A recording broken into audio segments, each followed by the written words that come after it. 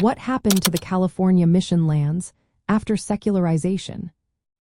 What really happened to the California mission lands after secularization?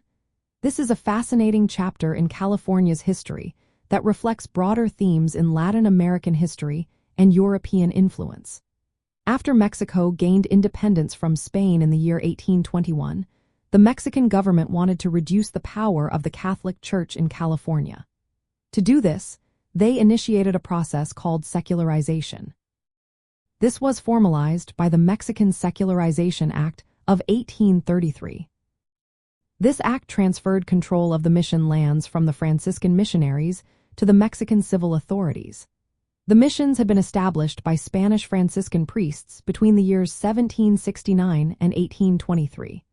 Their purpose was to convert and control indigenous peoples, and they held vast tracts of land used for agriculture, livestock, and settlement. Once secularization took place, these lands were confiscated from the missions. They were either sold or granted as large ranchos to private citizens, often to Californios. Californios were Mexican-born residents of California who were eager to gain land and political power. The secularization process promised to distribute land to the indigenous peoples who had lived and worked on the missions. Regulations stated that Native American families or adults would receive parcels of land, livestock, tools, and seeds to support their independence. However, in practice, only a small number of indigenous people received land grants. Most were left without land and became laborers on the newly established ranchos. The conditions they faced were often not much different from their previous servitude at the missions. The Franciscan friars were expelled, and the missions themselves fell into decline. Many buildings deteriorated or were repurposed.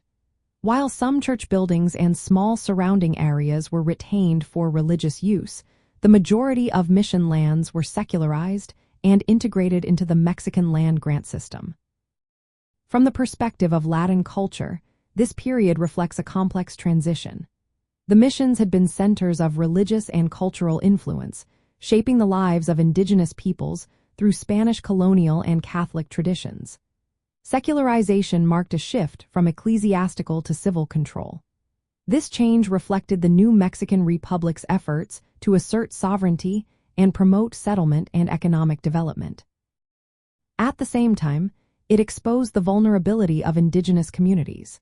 They lost access to lands and autonomy despite the initial promises made during the secularization process.